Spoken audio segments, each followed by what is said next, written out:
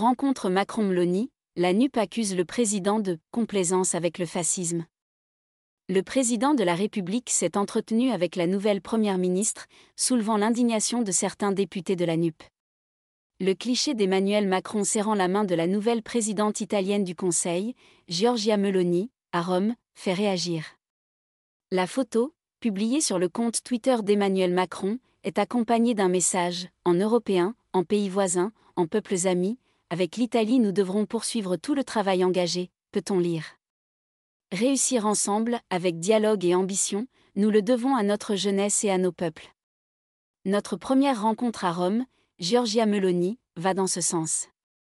Et ce tête-à-tête entre les deux responsables politiques est loin d'avoir fait l'unanimité en France. Il y a une complaisance avec le fascisme et l'extrême droite qui est quand même incroyable chez Emmanuel Macron, a regretté Sandrine Rousseau, lundi 24 octobre sur France 2. Il est le premier chef d'État d'Europe à aller la voir.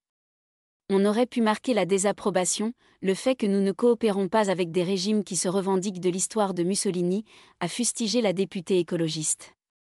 La critique rejoint celle de certains députés de la NUP qui dénoncent l'irresponsabilité d'Emmanuel Macron. Les fascistes français en roue libre surfent indignement sur la mort de Lola.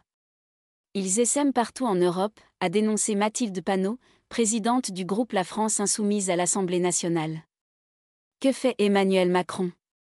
Il court s'entretenir avec la dirigeante fasciste italienne Meloni. Et l'élu de Seine-Saint-Denis Thomas Porte de renchérir.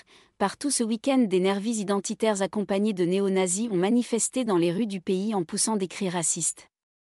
Le député a ensuite dénoncé le « silence » de Gérald Darmanin et la rencontre d'Emmanuel Macron avec la « fasciste » Giorgia Meloni, les digues deviennent des ponts.